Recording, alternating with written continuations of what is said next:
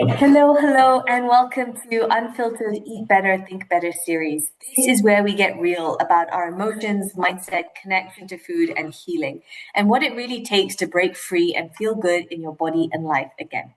I'm your host, Janie Shah, and in this series, I sit down with everyday people who face challenges with their health, body, their mind, their confidence, or long held beliefs that have held them back and found powerful ways to rise and grow through it all. These are all real stories, no filters, no fluff, just raw conversations about what they struggled with, what actually helped, and how they created transformation from the inside out. So whether you're on your own journey or just curious on what's possible, you're in the right place. Here's to eating better, thinking better, and living a phenomenal life. Let's go. Today's conversation, wow, is exploring something that many of us sense but don't always understand. And that is the connection between our emotional world and our physical health. I am joined by Kinneri. And firstly, I am just so excited that you are here because, and I'm already getting emotional when I say this because you have played a huge role in my own healing and in becoming a better person. Just from resolving the anxiety that I used to have around planes and closed spaces, to helping me with difficult relationships in my married home, to helping me overcome, the trauma of a car accident that I was in. I mean, you have done so much for me, and I'm truly grateful to have been introduced to you and for all that you've done for me. So, welcome to this show. But this conversation is about your story. And Kinneri's journey into healing began during a really difficult period in her life. She was experiencing intense emotional turmoil, confusion, anger, and recurring migraines that were so severe that really affected her ability to work and live normally. And we're going to dive into this and what she eventually discovered through hypnosis is something that completely changed her understanding of herself, her past, and even her physical health.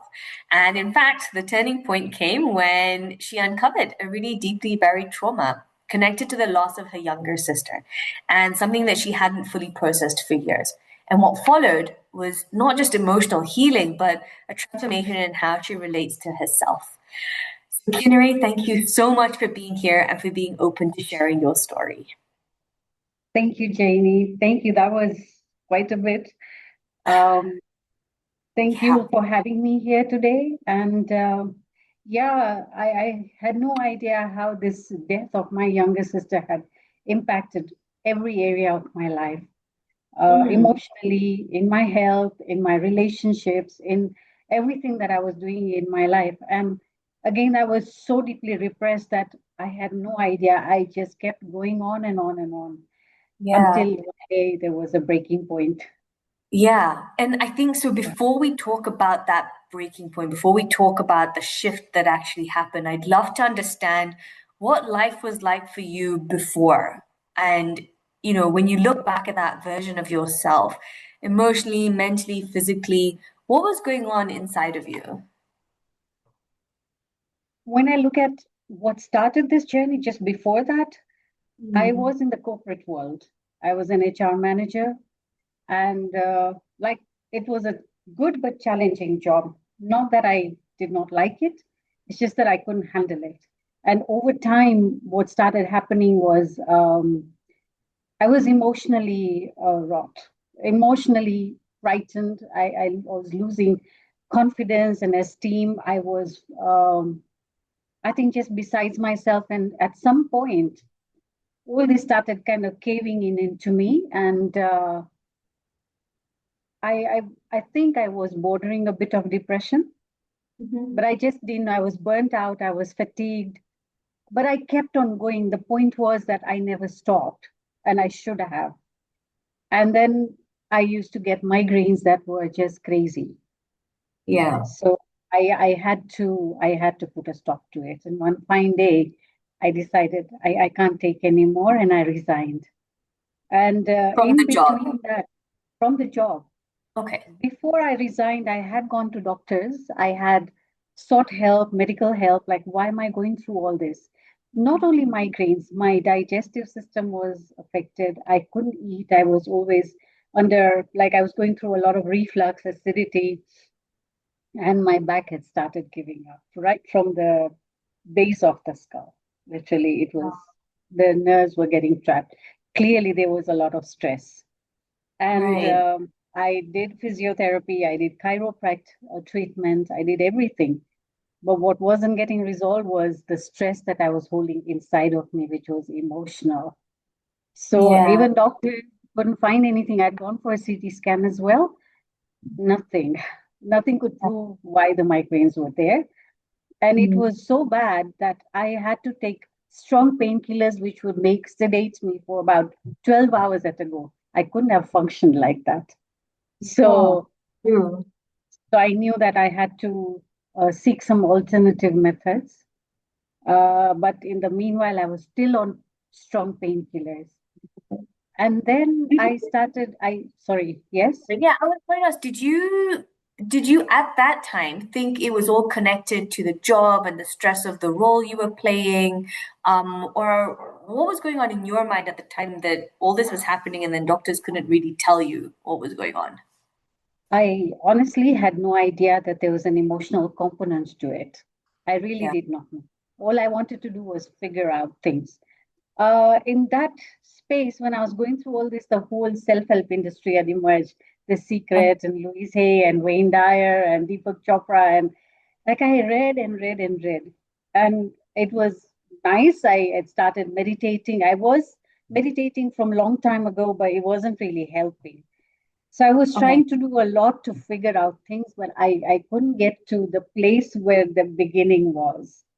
So Mm, I joined psychology counseling, thinking that maybe there's an answer there after I left my job. And somewhere that little idea had come to me. You know, in psychology, when we are kind of introducing ourselves, they ask us to draw the river of our life. Like, are there any important moments that have changed you in your life or shaped you who you are? And I came across that. I came across this. I put a marker there that my sister died on this in this year, but that was still consciously. I just talked about it. There was nothing else.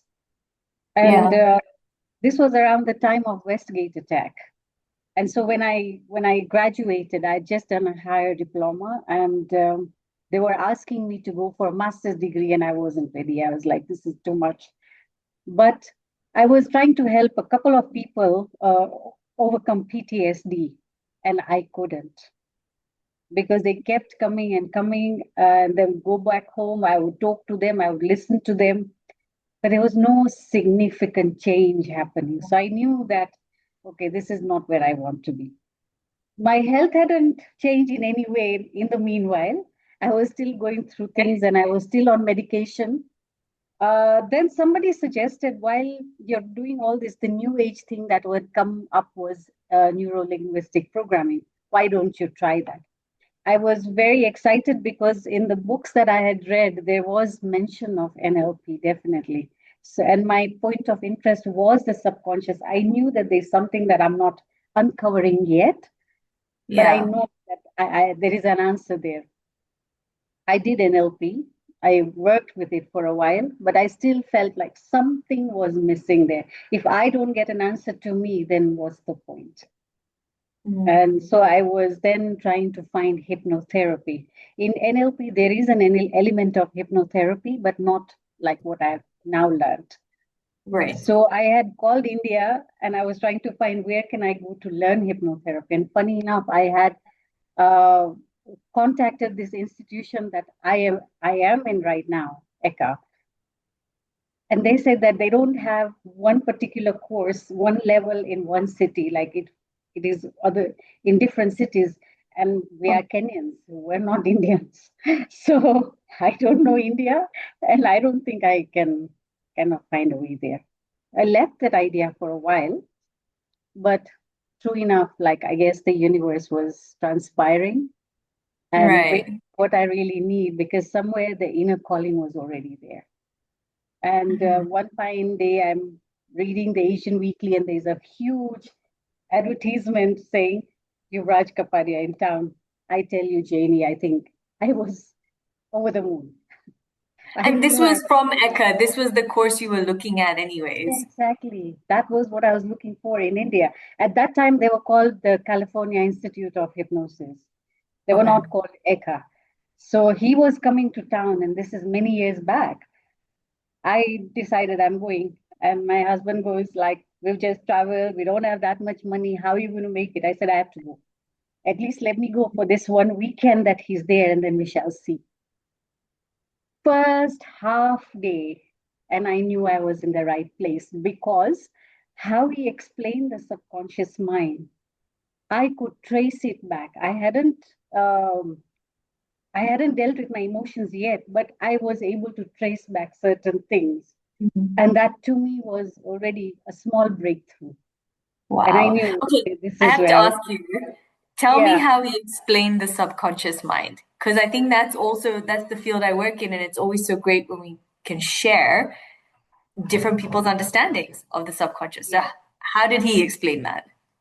I mean, where he explained the whole theory of the mind with the conscious and the subconscious. But while we're talking of subconscious, he said this is the part of us that's the most powerful. It's 6,000 times more powerful than anything you know. And you know you've done level one. So that subconscious mind is controlling everything that we are. It's a memory bank. It's a reservoir of our emotions, our experiences, and everything we've gone through and repressed because we've not processed it. That to me was the breakthrough. And then we know that the subconscious mind is where the autonomic nervous system is stored, means our nervous system, anything that happens, any danger that comes, it's our nervous system that gets hijacked. And we are on fight or flight. We are trying to overcome the danger. And that is part of the nervous system, part of the subconscious mind. So I was figuring out from there that things have happened to me. So my nervous system, my fight or flight is up, which means every time I'm triggered or anything that I feel I'm not in control of, I'm already living in the subconscious mind, not in my conscious mind. That to Yeah, me was something that was a huge, huge learning that this is yeah. where I have lived my whole life. When I'm under Wow. emotional stress, I'm not conscious about it. I've been triggered. And so Yeah, I've been transported to things that were not in my control. So the subconscious mind, one thing it is that part of us that keeps us alive. And it's yeah. that part of us that holds and stores everything that we don't process. And Mm. then with experiences we get in life, we keep getting triggered. And we Yeah, don't know that this is the root cause. It holds the root cause of our issues. yeah, So I yeah. knew now the answer is there. What I'm looking for, the answer is there. And so at this time, when you were going for this weekend and you were in this Yeah. course, at this point in time, you were still feeling the physical Yes. symptoms that you still had, right? The back, the migraines, that was still I going on. hadn't resolved. Yeah, I hadn't Okay. resolved anything. All I wanted was I wanted to go and learn. So Yeah. level one finished, and this was an ongoing because he had come from overseas. He was going to conduct three levels back to back so that he leaves us with something. Now, when we started level two, I had decided I was going ahead with it. There was no turning back. And in level two, I happened to be fortunate enough to be a demo. So these courses are like we learn the theory and then we are we are shown a demonstration of a technique. Okay. So we learn and then we can practice. So I was fortunate enough to become a demo for one Demo. of the techniques that was Yeah. age regression. Now, age regression means we are going back in time to understand the cause of something. So I had mentioned that I am going through migraines and physical pain, and so the teacher asked me how I feel. And the Hmm. thing that came to me, and I said how my feelings were was one was a lot of anger and a lot of inner conflict. There Hmm. was so much conflict which I knew because I was not stable. And so he said, let's understand where your conflict comes from. Yeah. And what I told him was, I don't know if I can be hypnotized because it was a scary thing because everybody Yeah. It's like, where are you going to go? What's going to happen? Like, we're losing control. And for me, that was a huge thing. So I Yeah. said, I don't know if I'm going to be hypnotized. And he just looked at me and he smiled and he says, do you trust me? So I said, yes. I says, are you okay to surrender to this process? And I said, yes. Uh, then he said, okay, let's see where it goes. Honestly, Janie, I'm not somebody who sees a lot. I'm not a very visual person, but I Yeah. feel a lot. So as he was trying to take me from age to age, um, Hang on, before he, you do that, yeah, do yeah, you tell have me. any idea what might came up before you went under hypnosis? Did you have any idea? Okay. Not at all. Not at all. It was very unknown to me. Okay. I had no idea. I had no idea what I was going to encounter. And Okay. it went gently. It didn't go bad. I went into moments in life where I was conflicted, like childhood at home and in school, how I felt like sometimes when I was not part of a group that I wanted to be and I felt upset. There were things like that. And then as we went along, I have no idea what has taken over. Something just erupted in me. And this is something I was not in control of. And I started crying. I started like something just happened. And I was transported back to that moment of the accident. I had no idea how this thing has worked, and my subconscious has opened up. And I found myself looking, this time I saw that I'm in that scene where my sister is being hit by a motorbike. I broke down completely. I had no idea, and I was not in control at all. And I was sobbing, and I was in pain. I was in a lot of pain. I felt that physically. And the teacher, again, being an extremely empathetic person, just allowed me to process this.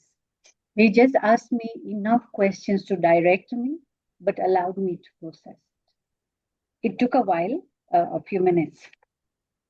And then he asked me, how are you now feeling? And I was okay. A bit embarrassed as well because I was in front of a whole class. And this is not me. I don't do things like that, obviously. But it was such a safe space where everybody uh, held that space for me, held that empathy and compassion for me. Was there? And so What I did felt you safe. what did you realize in that moment when you were taken back to that scene? What did you realize about what you were carrying with you all this time? The trauma, the trauma of seeing my sister going through something so tragic, and I was utterly helpless. Mm, I was totally in shock and completely helpless. And then yeah. she died. That was the whole thing. So I stored a lot of grief as well, a grief that was not processed at all for so many years. I'm talking of this I have faced after 35 years of my life. Wow. Yeah. How old were you when it I happened? was 18. I was 18 at that time, and she was 7 years old. Wow. Yeah. Yeah. And so I carried that because I do believe, and in my work, I now see that we don't know how to process safely. So we keep repressing, we kind of push it and move on, but it's not over until we address it, until we very lovingly, safely meet it. It's Yeah. not possible. But that, Wow. for me, that day, it had shaken me. It had really shaken me to the core. And then he told me that go home, and even if you can't sleep at night and if other things are coming up, just allow it because tomorrow we're going to close this chapter. That's how age regression happens over 2 days. So he was actually showing us a whole technique. And I was very shaken. And this was the first time when I came home, I talked to my sister and my mom that this is what happened. After so many years, we actually opened this box, Mhm. and Yeah. each of us cried for the first time. I mean, you said something really important is having a safe space to be able to process these things that happen. And I don't know if it's maybe more of an Indian cultural thing that when these things happen, everything just gets shut down and you say, be strong, let's move forward. And we're not really given an understanding of what's happened and being given that space to process. And I think even you doing this process, you went and then spoke to your mom and your other sister and allowed them the space to Yeah. actually grieve. It was so cathartic. It was so healing because all of us didn't even know how we stored things. When my sister died, our family split apart. My parents were grieving. They didn't address it. We, as children, we were trying to reach out, but we couldn't because we didn't know how to. So it was a family that had gone their own directions. And for me, after that, I left the town. I am from Thika, and I left that town because I couldn't bear to stay there. So it actually turned my life around. I wasn't the same person after that. Yeah, I can imagine. And something you shared with me earlier was you felt like you were frozen in time. Yeah. And so, what did that mean for you? So a part of me got left there, literally, that part that could Mhm. not move from there. And the person that I became was that angry, affected, traumatized person. And I was trying to cope with life, having repressed that. But every moment in my life, every choice I've made after that, only geared to just make my life chaotic. I haven't lived life beyond chaos Yeah, because wow. I was very traumatized. Yeah, of course. I mean, that's a really difficult thing for somebody to go through. Um, absolutely. So, after confronting the trauma, what changed then in the days and the weeks that followed? For the first time, the kind of peace I felt, I have never felt that. And Wow. as I went along the course, I of course we were healing a lot of other layers.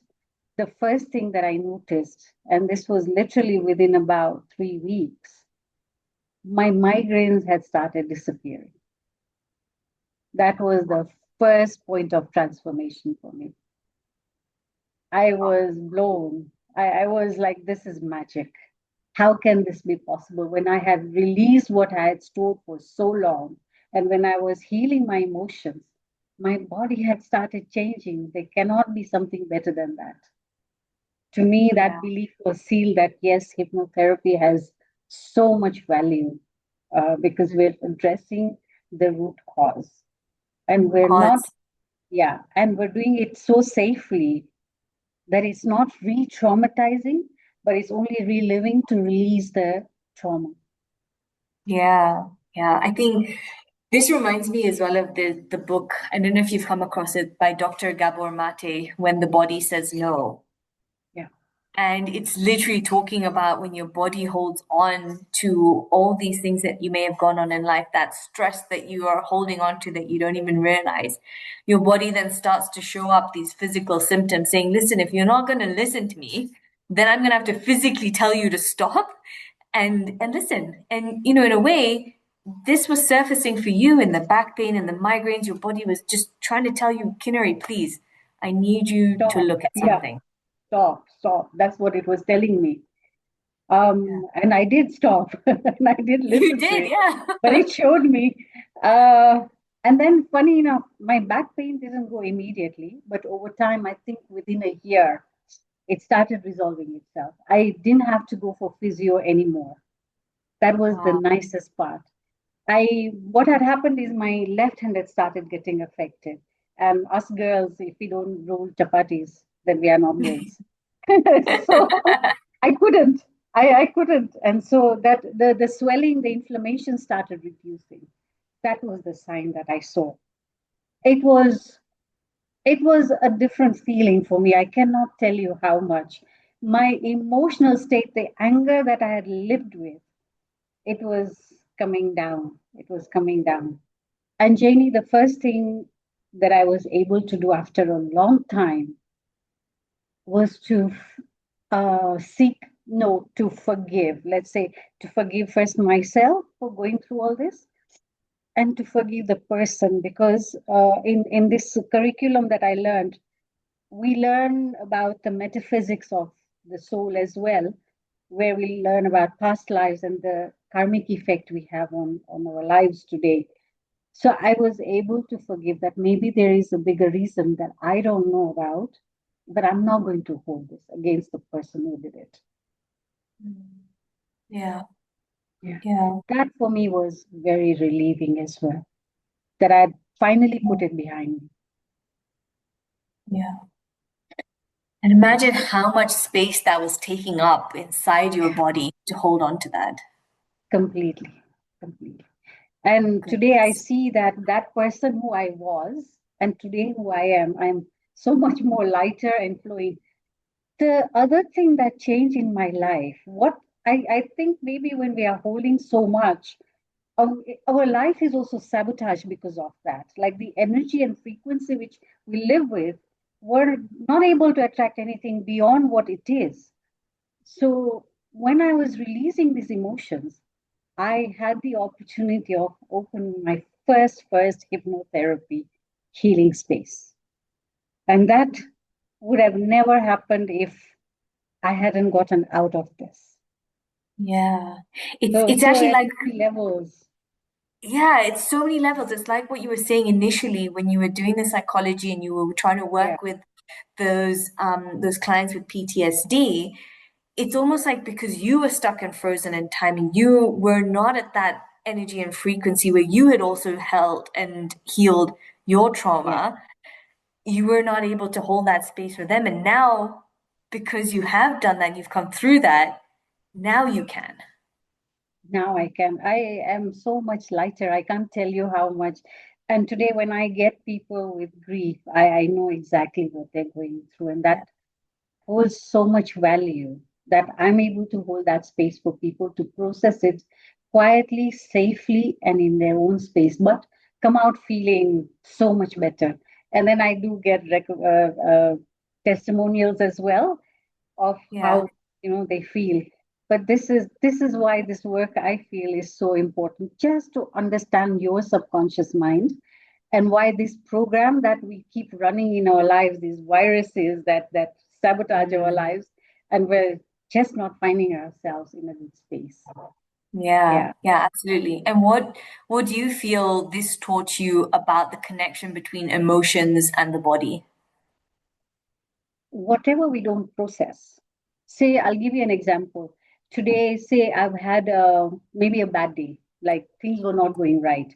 Maybe I have had if I was working and I had a sort of a tiff with a colleague, and I was very angry, maybe, or frustrated, or whatever, and I'm not processed it. I just let it be. When I go to sleep at night, the conscious mind goes to sleep. And I've not addressed it. I've just pushed it behind and moved along. But when the conscious mind goes to sleep, I haven't processed or understood why this happened to me. Means the feelings that I had, maybe the anger or frustration, it will filter down into the subconscious mind, because at night when we go to sleep, the only part that is awake is the subconscious. It keeps us alive.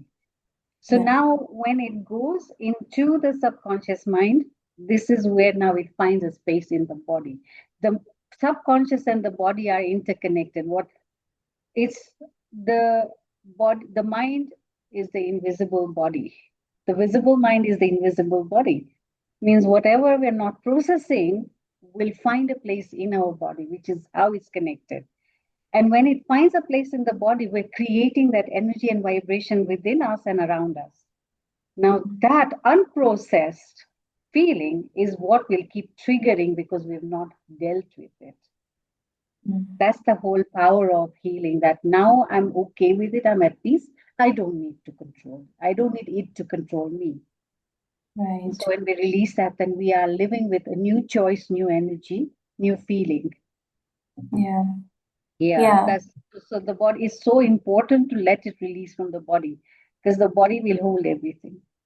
True, yeah. And so would you say now, how would you describe yourself of today? So when we started, you were describing yourself as that angry, frustrated person and emotions all over the place.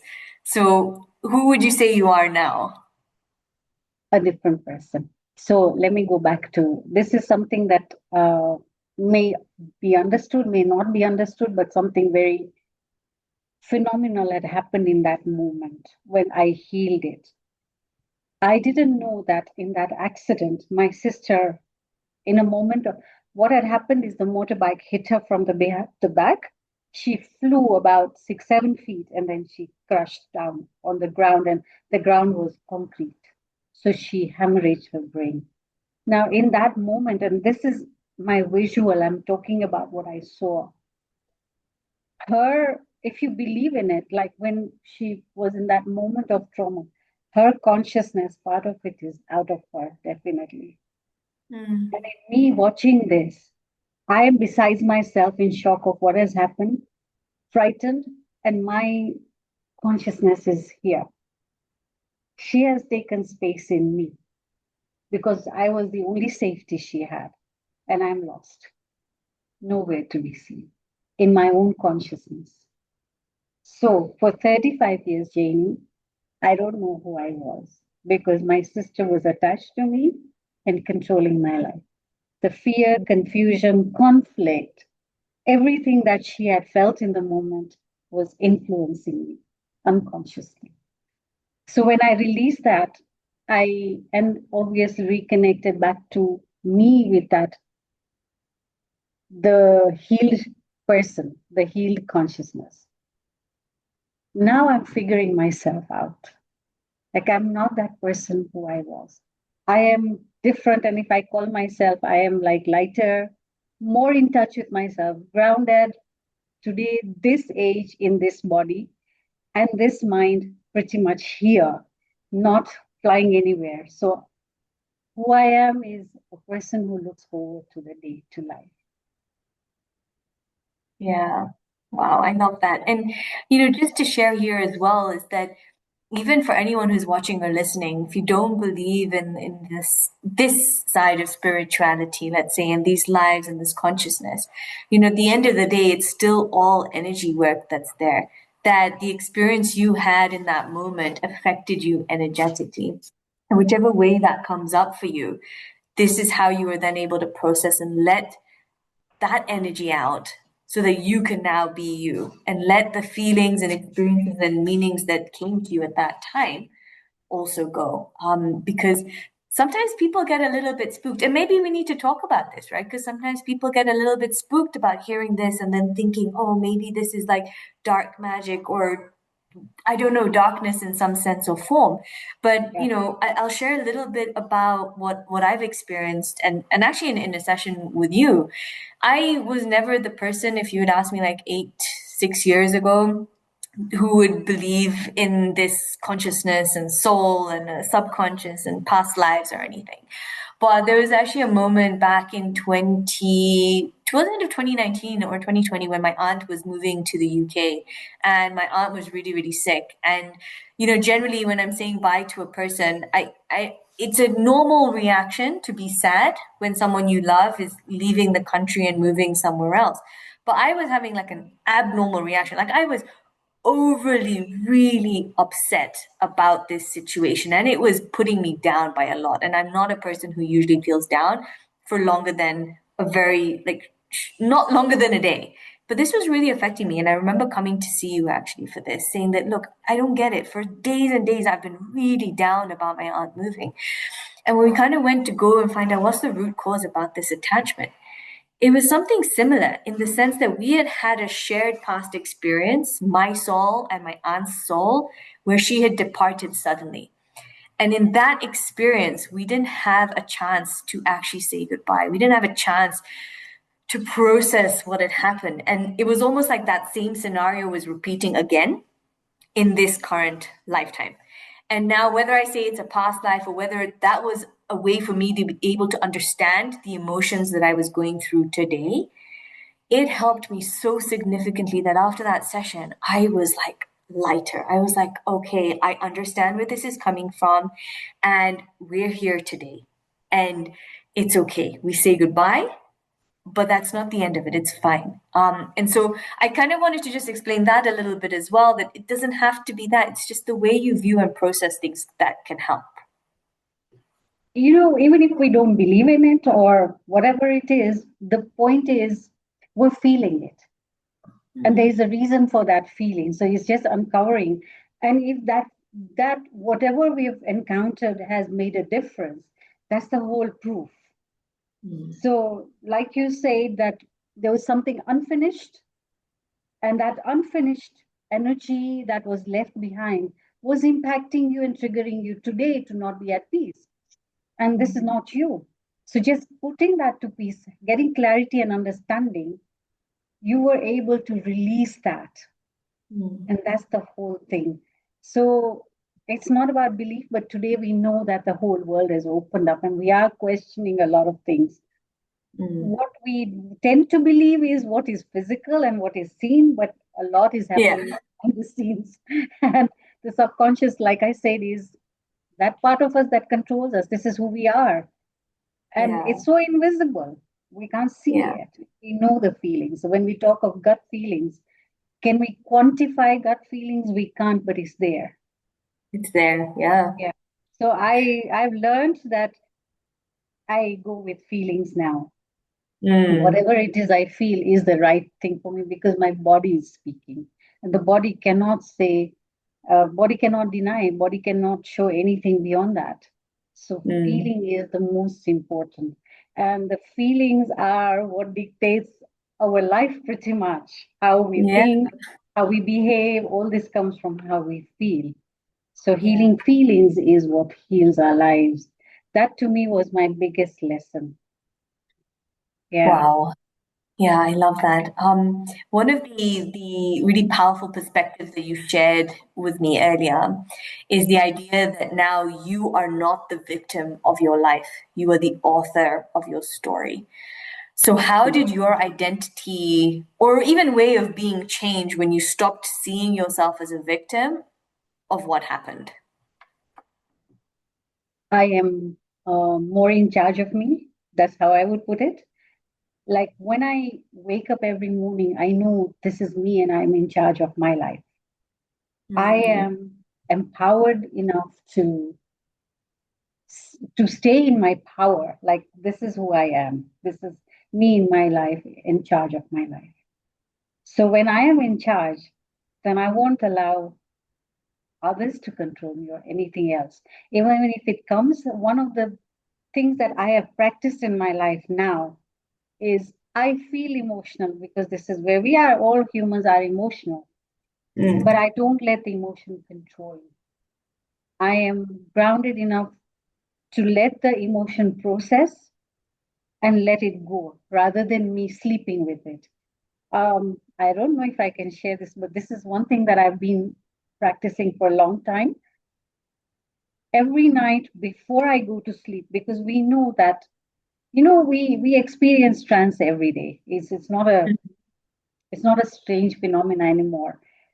Like when we're watching television and we are so focused, we forget everything else, and we are just so sort of yeah.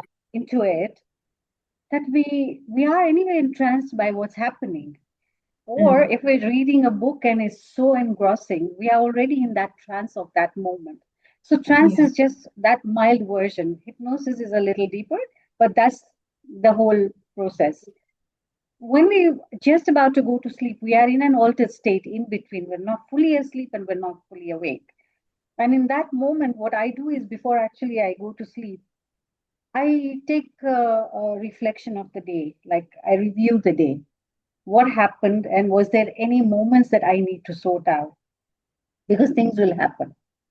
Yeah. Maybe I've said something to somebody that left me feeling irritated, or maybe something happened where I wasn't in control of, but let me feel helpless a bit. Whatever it is, I'll Mhm. connect to that feeling and that moment, whatever that incident was.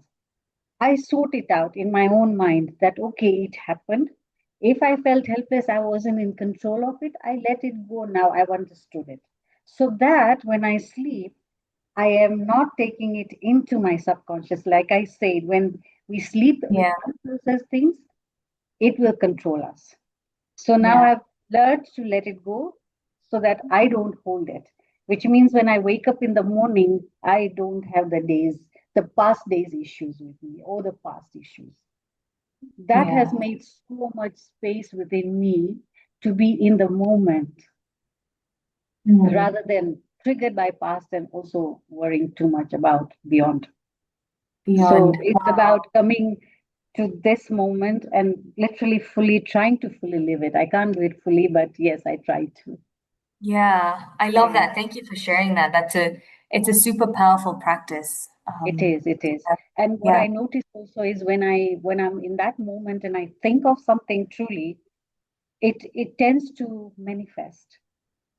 We talk Mm. of law of attraction, but I am seeing certain things manifesting in my life, and I'm thinking, wow, how did this happen? Yeah. Yeah, it's And that so beautiful state. it is. It is. Now, this is what I said. This is me. I truly feel now this is me. Yeah. One thing I want to share in these hypnotherapy sessions that we keep doing when we're learning and practicing, we go back in time to find a resource because before this trauma happened, I was somebody else.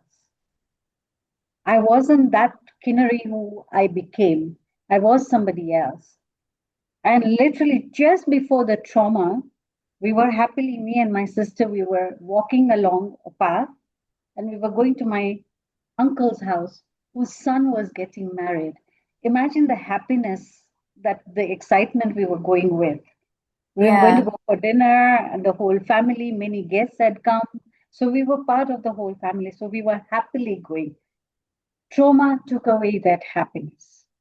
Mm. Yeah. Today, I relieved and I have returned and retrieved that happiness, that Yeah. which I lost. Yeah. So for me, at so many levels, I have healed and found a lot within me that I had lost. Mm. Yeah. Yeah. And was that from one session, or that was one session plus the continued One peeling of session layers? one session plus continued. Because one session sometimes can only process something because when I was in the grip of that moment, reliving that moment, I couldn't have seen anything else. Yeah. But it was just letting that uh, come out. And then Mm. after that, we've done many sessions and learned many techniques. And so layers upon layers were unfolding. And not only after the course, after that as well. Like this healing is a continuous journey, it never stops. This is just Yeah. one part of it. Beyond that, of course, there is a lot that I have healed within Yeah. me. Yeah. Wow. Amazing. Wow. Well, thanks so much, Kinneri. As we start to wrap this conversation up, I think one of the biggest takeaways from me from this conversation is that healing, it doesn't always begin where you expect it to. And also, physical symptoms, everyone listen carefully, are sometimes or a lot of times just trying to tell you something. They're messages pointing us towards something deeper that needs our attention. And especially when you're finding that physical symptom like you had, that just wouldn't go away. Medicine and doctors couldn't quite pinpoint what's going on. Their messages trying to help you to resolve something that you're holding on to, that you don't need to hold on to anymore. Um, And that changes life. When you yeah, resolve it, it changes life. Yes. it That changes for life. me was Absolutely. also like phenomenal to see how body responds to emotions. Exactly. Yeah. Yeah. And so I'd love to ask you the question that I ask all my guests when we're closing the conversation is that if healing had a voice, what would it say to you today? If healing were to tell me something, I think the pointer would be when you need healing, you're not whole. But I'm taking you towards that wholeness that you truly are. Wow. I love that. I love that so much. Well, thank you so much, Kinneri, for being here with us today. Thank you so much. Yeah. For anyone who would like to get in touch with Kinneri, I will put her website and links in the description for this episode. So if this conversation resonated with you, helped you, or made you feel seen, please be sure to hit subscribe so you never miss an episode. And feel free to come join our Facebook community, Eat Better, Think Better. It's where these conversations continue and where you'll find real people walking the same path.